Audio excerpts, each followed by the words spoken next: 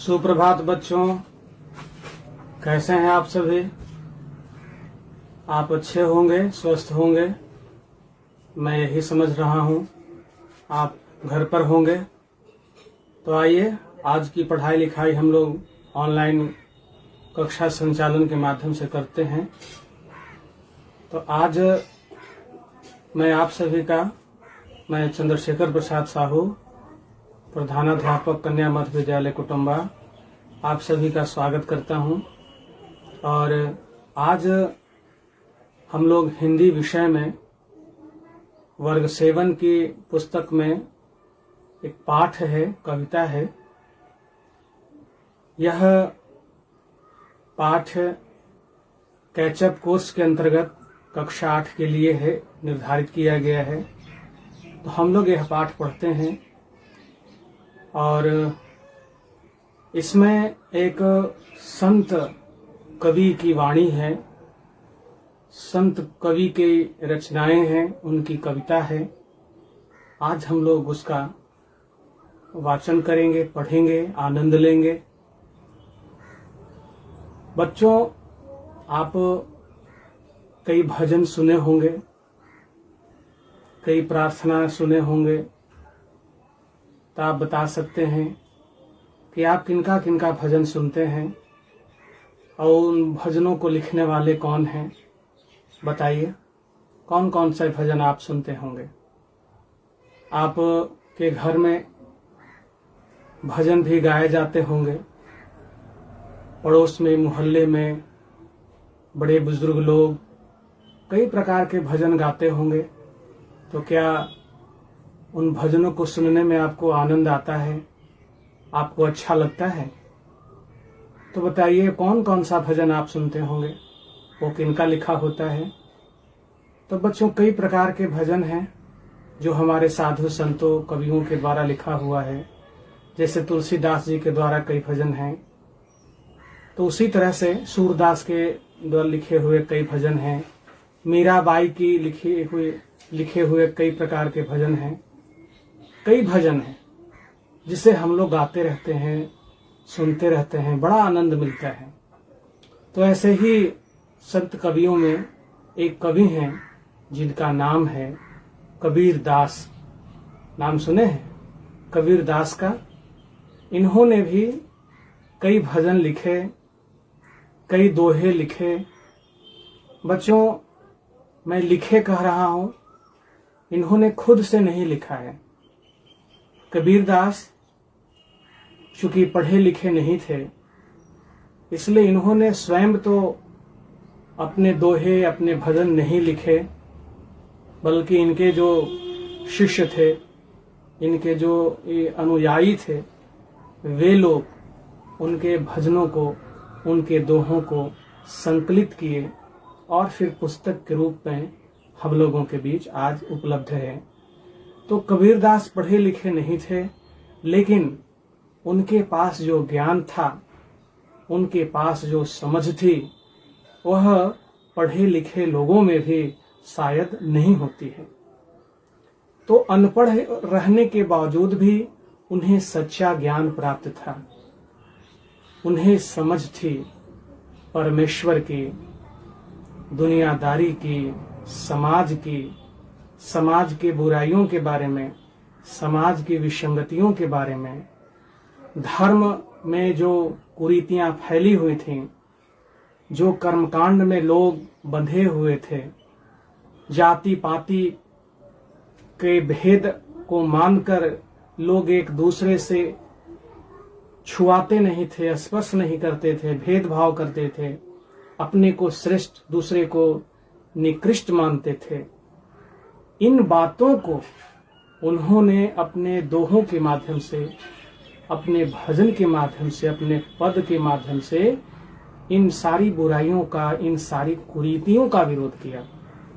उन्होंने जाति पाति का विरोध किया, उन्होंने धर्म में जो आडंबर था उसका विरोध किया, उन्होंने रूढ़िवादी विचारों का दूर किया। वो चाहते थे कि चाहे हिंदू हो, चाहे मुसलमान हो, चाहे तुर्क हो, चाहे जो भी पंथ के लोग हैं, सभी ईश्वर के संतान हैं। सभी एक ही ईश्वर के पुत्र हैं, संतान हैं, बेटे हैं, तो आपस में भाई भाई हैं। आज जो हिंदू, मुस्लिम, सिख, ईसाई में ऐसे कुछ लोग हैं, ऐसे सिरफिरे लोग हैं जो अपने धर्म को श्रेष्ठ और दूसरे के धर्म को निकृष्ट मानते हैं, कमतर मानते हैं, खराब मानते हैं, उनकी बुराई करते हैं, समाज में नफरत, ईर्ष्या, घृणा फैलाते हैं। वैसे लोगों पर ही कबीरदास ने व्यंग किया, कई दोहों के माध्यम से, पद के माध्यम से उनकी आलोचना की और उन्हें सद्ज्ञान दिया, सद्बुद्धि दिया, अच्छा समझ दिया कि हम जो आपस में ईर्ष्या, द्वेष, घृणा, नफरत रखते हैं यह सही नहीं है, क्योंकि हम आपस में बटे हुए नहीं हैं, क्योंकि हम एक ही ईश्वर, उसे अल्लाह कहिए, ईश्वर कहिए, परमेश्वर कहिए, ब्रह्म कहिए, जो कहिए वह एक ही है और हम उसके संतान हैं। इसलिए आपस में भाई भाई हैं, हमें आपस में लड़ना, झगड़ना, द्वेष, ईर्ष्या नहीं करना चाहिए। तो ऐसी बातों को उन्होंने समाज के बीच अपने दोहों के माध्यम से, अपने पद के माध्यम से लाया। तो कबीरदास ऐसे संत कवि थे जो पहले व्यंग के कवि माने जाते थे। वह उनकी भाषा कहीं कहीं बहुत कठोर हो जाती है और लोगों को चेताते हैं, समझाते हैं, उसका उपहास उड़ाते हैं, उसका मजाक उड़ाते हैं। उपहास और मजाक किसका उड़ाते हैं? उनकी कुरीतियों का, उनके रूढ़िवादी विचारों का, उनके धार्मिक आडंबरों का, उनमें जो सामाजिक भेदभाव है, छुआछूत है, ऊंच नीच के की जो भावना है, उसका मजाक उड़ाते थे, उसकी आलोचना करते थे अपने दोहों के माध्यम से, अपने पद के माध्यम से। बताइए कितने वो साहसी थे, कितने वो हिम्मत वाले थे कि खुले शब्दों से सबकी आलोचना की। जो बुरे थे, जो गंदे आचरण वाले थे, उन सब की आलोचना की, सब पर व्यंग कसा। तो इस दृष्टिकोण से कबीरदास एक व्यंग के कवि माने जाते हैं, समाज सुधारक माने जाते हैं। समाज में समरसता, प्रेम, सद्भाव लाने के लिए उन्होंने काफी प्रयास किया और अपने दोहों के माध्यम से, भजन के माध्यम से, पद के माध्यम से समाज में सुधार लाने का उन्होंने भरपूर प्रयास किया। तो कबीरदास की प्रासंगिकता आज भी है, क्योंकि वे जिन बुराइयों की बात करते थे, जिन बुराइयों की आलोचना करते थे, वह बुराइयां आज भी हमारे समाज में व्याप्त है। इसलिए कबीरदास आज के युग में भी प्रासंगिक हैं, उपयोगी हैं। उनकी कविताएं आज भी समाज को बोध कराने वाली हैं, दिशा का ज्ञान कराने वाली हैं, उन्हें ज्ञान देने वाली। तो आइए हम लोग कबीरदास के बारे में कुछ जान लें। कबीरदास का जन्म 1398 ईस्वी में हुआ था। उनका जन्म 1398 ईस्वी में हुआ था, वाराणसी में हुआ था। वाराणसी में एक तालाब है जिसका नाम है लहरतारा। वहीं पर ये शिशु फेंक दिए गए थे, रख दिए गए थे, और वह शिशु एक जुलाहे दंपति को मिला। नीरू नामक एक जुलाहा था, वो टहल रहा था तालाब के तरफ। तो उसे ये जब रोता हुआ बच्चा मिला तो संतानहीन था। वह उस बच्चे को उठा लिया और अपने घर ले गया और अपनी पत्नी नीमा को दिखाया कि आज मुझे एक तालाब के किनारे नवजात शिशु, तुरंत का जन्मा हुआ बच्चा मिला है। तो दंपति निसंतान थे। तब उन्होंने उस बच्चे का लालन पालन किया, पाला पोषा और बड़ा किया। तो इनके अभिभावक नीरू और नीमा थे। इनकी मृत्यु 1494 ईस्वी में मगहर नामक स्थान में हुई। ये वाराणसी, ये काशी में रहते थे। तो मान्यता यह थी कि जो काशी में मृत्यु को प्राप्त करते हैं उन्हें मोक्ष मिलता है। तो यह ऐसी मान्यताओं का खंडन करते थे। ऐसे मत से इनका कोई सरोकार नहीं था। इसलिए इन्होंने मगहर नामक काशी से अन्यत्र एक स्थान पर चले गए और वहीं पर मृत्यु को प्राप्त किया। तो जहां भी इन्हें धार्मिक पाखंड नजर आया, जहां भी इन्हें कोरा मान्यता नजर आया, उसको इन्होंने विरोध किया, उसका खंडन किया और अपने दिल की बात, अपने सच्चे हृदय की बात, अपने अनुभव की बात लोगों को बताया। तो इनके अनुयायी, इनके शिष्य हिंदू भी हुए और मुस्लिम भी हुए। यह इनका सरोकार न तो हिंदू धर्म से था और न मुस्लिम धर्म से था। इनका सरोकार इंसानियत के धर्म से था, मानवता के धर्म से था। इन्होंने सभी धर्मों की बुराइयों का विरोध किया, चाहे वह हिंदू धर्म हो या वह मुस्लिम धर्म हो। सबकी बुराइयों का इन्होंने खंडन किया, सबकी बुराइयों का इन्होंने कटु आलोचना किया। लोग इनकी आलोचना से घायल हो जाते थे। इन पर आक्रमण करने की भी योजना लोग बनाते थे। लेकिन यह संत थे, यह सज्जन थे, यह फकीर थे। इनके पास कोई धन संपत्ति, कोई धन दौलत, कोई किसी भी मान का अहंकार नहीं, बिल्कुल सच्चे हृदय के थे। इनका जीवन सादा रहन सहन वाला था, फकीर थे। और लेकिन इनके पास जो भी आता था उसकी सेवा सत्कार अपनी सामर्थ्य के अनुसार करते थे। तो यह बहुत सच्चे इंसान थे। इनका हृदय सच्चा था, सज्जन थे, संत थे और कवि भी थे। तो आइए हम इनके दोहों के बारे में पढ़ते हैं। आपके पाठ्य पुस्तक में इनके दोहे हैं। जानते हैं आप बच्चों, इनके जो दोहे होते हैं वो उपदेशात्मक होते हैं।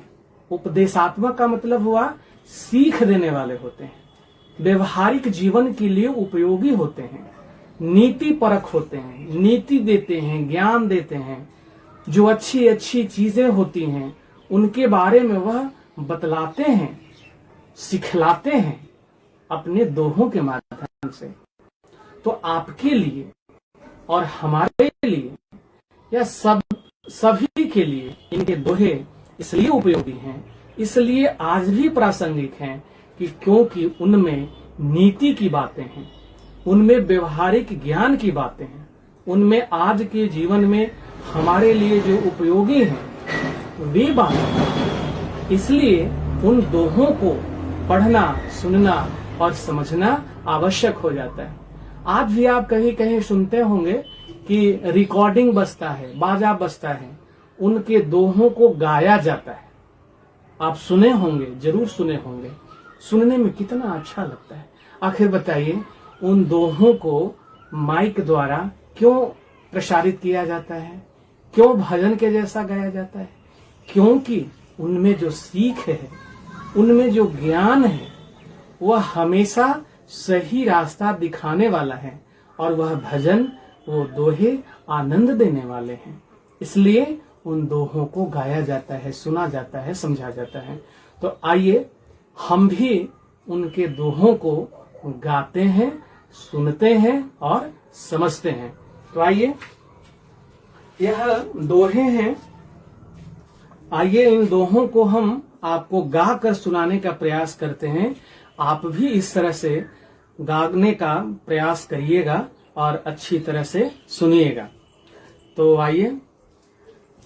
काल्ह करे सो आज कर, आज करे सो अब, पल में परलय होयगी, बहुरी करेगा कब कबीरा, बहुरी करेगा कब। साईं इतना दीजिए जामे कुटुम समाए, मैं भी भूखा ना रहूं, साधु न भूखा जाय कबीरा, साधु न भूखा जाय। निंदक नियरे राखिए, आंगन कुटी छवाए, बिन साबुन पानी बिना, निर्मल करे सुभाय कबीरा, निर्मल करे सुभाय। जाति न पूछो साधु की, पूछ लीजिए ज्ञान, मोल करो तलवार का, पड़ा रहन दो म्यान कबीरा, पड़ा रहन दो म्यान। सोना सज्जन साधु जन, टूट जुरे 100 बार, दुर्जन कुंभ कुम्हार के, एक धक्का दरार कबीरा, एक धक्का दरार। पोथी पढ़ी पढ़ी जगमुआ, पंडित भया न कोय, 2.5 अक्षर प्रेम का, पढ़े से पंडित होय कबीरा, पढ़े से पंडित होय। बुरा जो देखन मैं चला, बुरा न मिलया कोय, जो दिल खोजा पुनो, मुझसे बुरा न कोय कबीरा, मुझसे बुरा न को। तो बच्चों, यही दोहे थे। आप इस प्रकार के दोहों को गाइए, आनंद आएगा, सीख भी मिलेगी, ज्ञान भी मिलेगा। जब इन दोहों के अर्थ को, इनके दोहों को के भाव को आप समझेंगे तो बड़ा ज्ञान मिलेगा, बड़ा आनंद आएगा, लगेगा कि मैंने जो सीखा है वो हमारे जीवन के लिए बहुत जरूरी है। तो आइए इन दोहों को हम बारी बारी से भावार्थ समझेंगे। तो पहला दोहा इनका है, काल्ह करे सो आज कर, आज करे सो अब, पल में परलय होयगी, बहुरी करेगा कब। काल्ह करे सो आज कर, इसमें कबीर दास जी कहते हैं कि हमें अपने कामों को पूरा करने में ज्यादा देर नहीं करना चाहिए, उसे आगे के समय पर टालना नहीं चाहिए। हमें अपने कामों को जितना जल्दी हो पूरा कर लेना चाहिए, क्योंकि कब किसके साथ कौन सी घटना हो जाएगी कोई नहीं बता सकता है, कोई नहीं ठिकाना है। तो कहते हैं कि जो काम कल करना है, काल में कल जो करना है वो आज कर लो, और जो काम आज करना है सोचते हैं वो काम अभी कर लीजिए, क्योंकि पल में प्रलय होएगी। हो सकता है कि किस पल में कब प्रलय आ जाए, विनाश आ जाए, संकट उपस्थित हो जाए, यह दोबारा कोई नहीं जानता है। तो जब संकट आ जाएगी, विपत्ति आ जाएगी, प्रलय आ जाएगा, तो आप दोबारा कब करिएगा काम? आपको तो समय मिलेगा नहीं। इसलिए कबीर दास जी कहते हैं कि हर काम समय पर करना चाहिए। किसी काम को आगे के दिन के लिए, आगे के समय के लिए टालना नहीं चाहिए। जो काम कल करना है वो आज कर लीजिए, जो आज करना है वो अभी कर लीजिए, क्योंकि कब प्रलय, कौन पल प्रलय का आ जाएगा, विनाश का आ जाएगा, संकट का आ जाएगा, कोई नहीं बता सकता है। तो फिर ये दोबारा कब लौटेगा वो काम, समय। इसलिए कबीर दास समझाते हैं कि जो काम करना है वो समय से कर लीजिए। तो प्रलय मतलब क्या हुआ? प्रलय माने विनाश, और बहरी माने दोबारा। दोबारा वो समय आपको नहीं आएगा, इसलिए अपने काम को जितना जल्दी हो पूरा कर लीजिए। तो ये बताइए, ज्ञान की बात है कि नहीं? हमें काम अतिशीघ्र कर लेना चाहिए, ये व्यवहारिक जीवन में अच्छा है कि नहीं है? तो यह सीख अच्छी है। तो कबीर दास के दोहों को इसलिए अच्छा माना जाता है कि उसमें व्यवहारिक ज्ञान की सीख मिलती है। दूसरा दोहा है, साईं इतना दीजिए जामे कुटुम समाय, मैं भी भूखा ना रहूं साधु न भूखा जाए। साईं मतलब ईश्वर, भगवान। तो हे ईश्वर, कबीर दास जी अपने भगवान से, अपने ईश्वर से बहुत ज्यादा धन नहीं मांगते हैं, बहुत ज्यादा संपत्ति नहीं मांगते हैं। वह कहते हैं कि बस हे प्रभु, हे ईश्वर, इतना ही संपत्ति, इतना ही धन, इतना ही आप सुविधा दीजिए कि जामे कुटुंब समाये। जितनी सुविधा में, जितनी व्यवस्था में, जितना धन में हम अपने परिवार का पालन पोषण कर लें। हे भगवान, हे ईश्वर, मुझे इतना ही धन दीजिए, इतना ही सुविधा दीजिए कि मैं अपने परिवार का भरण पोषण कर लूं, उनका लालन पालन हो जाए, और मैं भी भूखा ना रहूं और साधु न भूखा जाए। इतना ही दीजिए कि परिवार का पालन पोषण हो जाए, मैं भी भूखा ना रहूं, मेरा भी भरण पोषण हो जाए, मेरा भी पालन पोषण हो जाए, और साधु न भूखा जाए। और मेरे दरवाजे पर कोई अतिथि आ जाए, कोई सज्जन आ जाए, कोई हित कुटुंबी आ जाए, कोई साधु आ जाए, सज्जन आ जाए, फकीर आ जाए, महात्मा आ जाए, अतिथि आ जाए, तो मैं उनका सेवा सत्कार भी कर सकूं, वो भूखे न रहें। हे प्रभु, मुझे इतना ही आप धन संपदा, संपत्ति, सुविधा दीजिए। अगला दोहा में कहते हैं कबीर दास जी कि निंदक नियरे राखिए आंगन कुटी छवाए। निंदक मतलब होता है जो शिकायत करने वाला है, और नियरे मतलब होता है नजदीक, पास में। कबीर दास जी कहते हैं कि जो शिकायत करने वाले लोग होते हैं उनसे आप घबराइए नहीं, उनको आप नुकसान नहीं पहुंचाइए, उनके साथ शत्रुता का व्यवहार नहीं करिए, उन्हें आप अपना शत्रु नहीं मानिए। है अनोखी बात कह रहे हैं या? हमारा तो स्वभाव है कि जो हमारी शिकायत करता है, जो हमारा विरोध करता है, जो हम में कमी दिखाता है, हम उसके शत्रु हो जाते हैं, हम उसके विरोधी बन जाते हैं। हम कहते हैं कि वो तो हमारा मित्र है ही नहीं, वो तो हमारा शत्रु है, वो हमारी कमी देखता है, वो हमारी शिकायत करता है।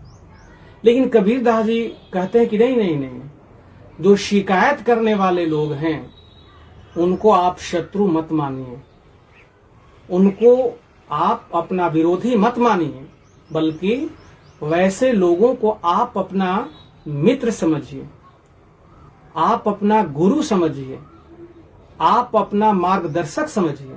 है न विचित्र बात? कबीर दास जी कहते हैं कि जो कमी निकालने वाले लोग हैं, जो आपकी शिकायत करने वाले लोग हैं, उनका आप आदर करिए, उनको आप मित्र समझिए, आप उनको मार्गदर्शक समझिए, और उनको अपने नजदीक में रखिए। कितना नजदीक रखिए? आंगन कुटी छवाए। कहते हैं कि निंदक नियरे राखिए। जो शिकायत करने वाले लोग हैं उनको आप अपने पास में रखिए, नियरे राखिए, पास में रखिए। आंगन कुटी छवाए, और नहीं तो उनको अपने घर में भी आप रख सकते हैं। कैसे रखिए? आंगन कुटी छवाए। आंगन में अगर कोई अलग उनके लिए कमरा नहीं है तो अपने आंगन में ही उनके लिए घर बनाकर कुटी छवा कर उनको रखिए। यानी कि जो शिकायत करने वाले लोग हैं उनको हमेशा आप नजदीक में रखिए, पास में रखिए। क्यों? कबीरदास जी अब इसका स्पष्ट करते हैं कि क्यों ऐसा आपको उनके पास में रखना चाहिए। क्यों रखना चाहिए? तो बिन साबुन पानी बिना निर्मल करे सुभाए। उन्हें अपने पास में इसलिए रखना चाहिए कि जिस तरह से साबुन और पानी गंदगी को साफ करता है, उसी तरह से वह बिना साबुन पानी के, बिना कोई उबटन के, बिना कोई वस्तु संसाधन के वो हमारे स्वभाव को, वो हमारे व्यवहार को निर्मल बनाते हैं, स्वच्छ बनाते हैं।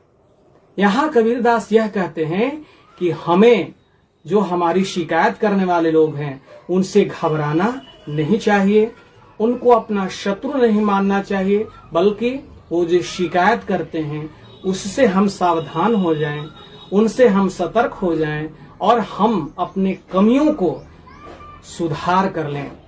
हमारे अंदर जो दोष है, हमारे अगर व्यवहार कुछ दोषपूर्ण है, गलत हैं, तो हम अपने व्यवहार को सुधार कर लें। तो ऐसा कबीरदास का कहना है और बात भी सही है। आलोचकों से, शिकायतकर्ताओं से घबराना नहीं चाहिए, बल्कि उनको अपना मार्गदर्शक समझना चाहिए, क्योंकि वह हमारी कमियों को बताते हैं और हमें सुधरने का मौका मिलता है, अवसर मिलता है। तो है ना अच्छी बात। तो ऐसे ये बात क्या है? ये व्यवहारिक बातें हैं जो कबीरदास अपने दोहों के माध्यम से जन सामान्य को, समाज को बताते हैं। बताइए, इसमें हिंदू की बात सिखाते हैं कि मुस्लिम को सिखाते हैं? कि हिंदू को नहीं सिखाते हैं, मुस्लिम को नहीं सिखाते हैं? इनकी बातें ऐसी होती हैं जो हिंदू भी लाभ उठा सके, मुस्लिम भी लाभ उठा सके, सिख भी लाभ उठा सके, ईसाई भी लाभ उठा सके। समाज के सभी लोग इनकी बातों का आदर कर इनका लाभ उठा सकते हैं। तो यह समभाव रखते थे, सबको समान रूप से अपना व्यवहार, अपना आदत, अपना आचरण करने की सीख देते थे।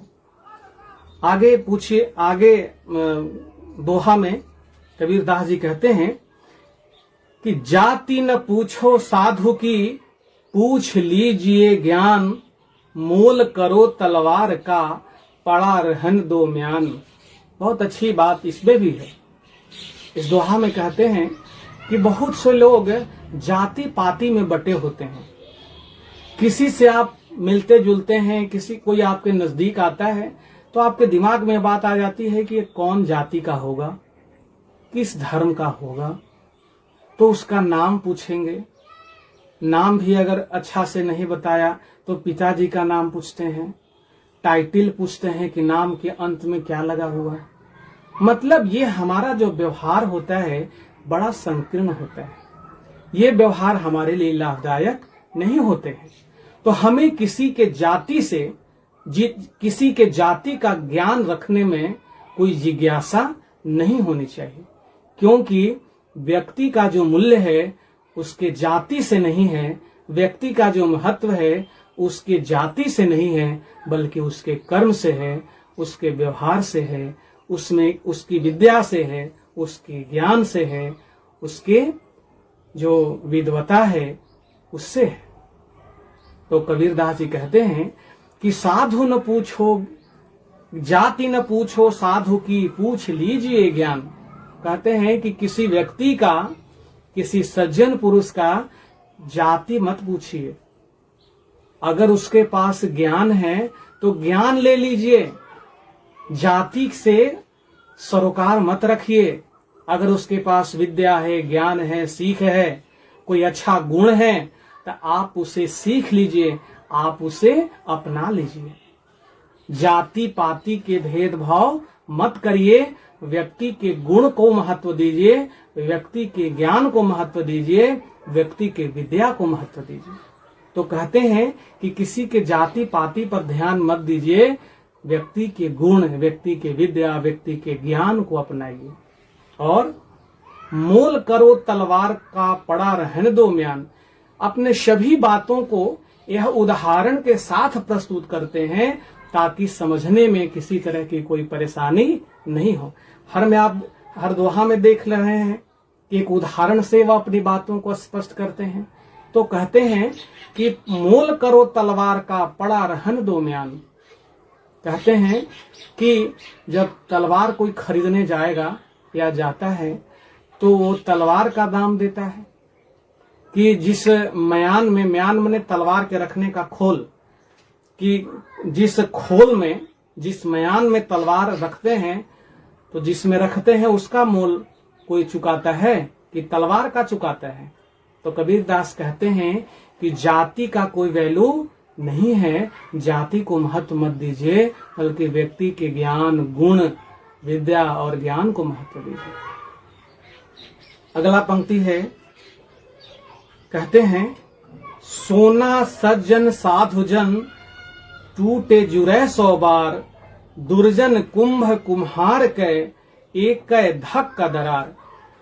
कहते हैं कि जो सज्जन पुरुष होते हैं, जो साधु पुरुष होते हैं, उनका व्यवहार सोना जैसा निर्मल होता है, सोना जैसा दृढ़ होता है, सोना जैसा चमकदार होता है। सोना में क्या गुण है? सोना में गुण है कि वो चमकदार होता है, उसमें अगर कोई विकार भी है, दोष भी है, अवगुण भी है, तो पहचान में आ जाएगा कि इसमें ये विकार है, उसको वो अलग करने की क्षमता रखता है। और क्या है कि सोना अगर टूट जाता है तो जुड़ जाता है। आपके घर में सोना के अंगूठे, सोना का चेन होगा किन्हीं के पास, और आपके परिवारों के जो सदस्य हैं उनके पास तो क्या करते हैं, उनका जब कुछ टूट जाता है तो जाकर के दुकान पर वो जुड़वा लेते हैं। तो मतलब सोना अगर टूट भी जाए तो जुड़ जाता है। मतलब यह हुआ कि जो साधु पुरुष होते हैं, जो सज्जन पुरुष होते हैं, अगर उन पर संकट आ जाए, उनको कोई आरोप लगाकर उनको कोई दंड दे, उनको नुकसान पहुंचाए, कष्ट पहुंचाए, संकट पहुंचाए, तो वो नाराज तो होते हैं, लेकिन वो अपनी नाराजगी को पुनः छोड़ देते हैं और फिर वो निर्मल हो जाते हैं। जो सज्जन पुरुष होते हैं, जो साधु पुरुष होते हैं, जो लोगों के द्वारा अपमानजनक व्यवहार को, अपने द्वारा किए गए दुर्व्यवहार को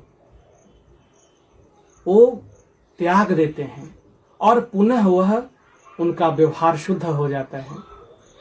मतलब ये कि साधु संतों का अगर हृदय विचलित हो जाता है, हृदय क्षुब्ध हो जाता है, हृदय दिल में ठेस लगती है, तो भी उनका स्वभाव बदलता नहीं है, वह उसी तरह से सच्चे, खरे और दृढ़ होते हैं। लेकिन वही जो दुर्जन होते हैं, दुर्जन कुंभ कुम्हार के, लेकिन जो दुर्जन होते हैं, जो दुष्ट प्रवृत्ति के लोग होते हैं, वह आपसे जरा जरा सी बात पर बिल्कुल अलग हो जाएंगे, उनका बिल्कुल संबंध जो है खत्म हो जाता है।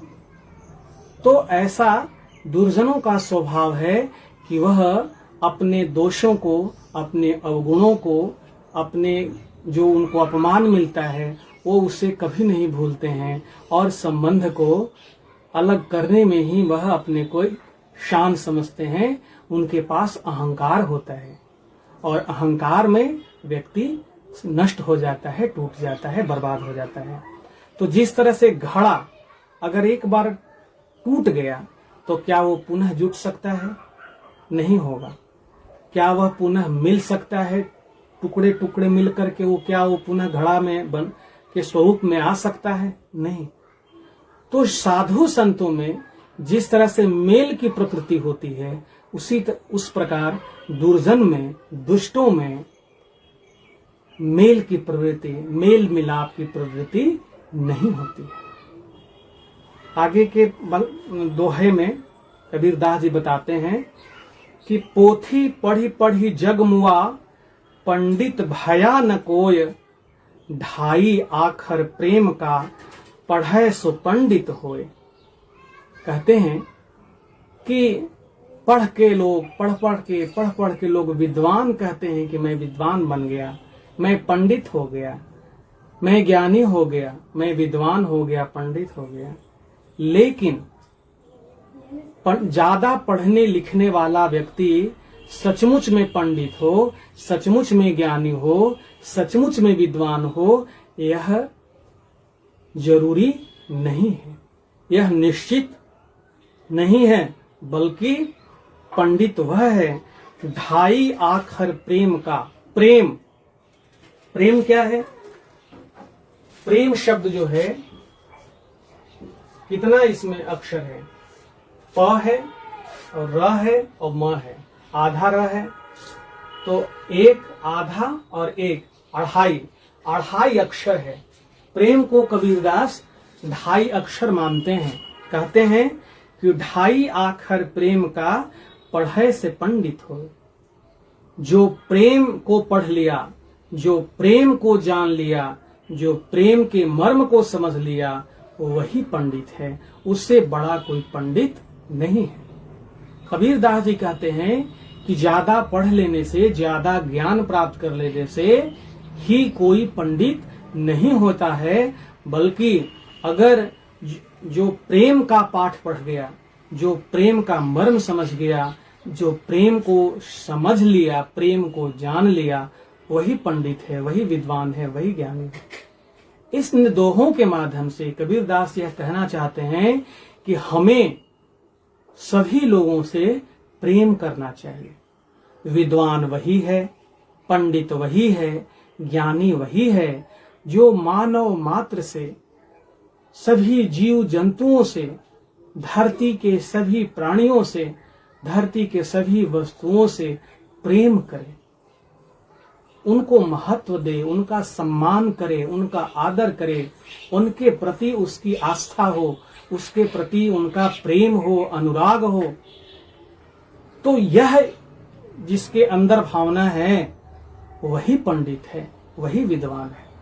और अगर प्रेम अगर किसी के पास नहीं है और बहुत पढ़ा लिखा है, बहुत विद्वान है, लेकिन वास्तव में वह विद्वान, वह पंडित, वह ज्ञानी नहीं है। ज्ञानी वह है जो सभी से प्रेम करता हो, जिसका व्यवहार प्रेम पूर्ण हो, प्रेम से भरा हुआ। आगे के दोहों में कबीरदास बताते हैं, बुरा जो देखन मैं चला, बुरा न मिले आ कोय, जो दिल खोजा आपनो, मुझसा बुरा न कोय। कबीरदास जी कहते हैं कि मैं बुरे व्यक्ति को ढूंढने चला, मैं ढूंढने लगा कि कौन कौन बुरा व्यक्ति है, कौन कौन दुष्ट है।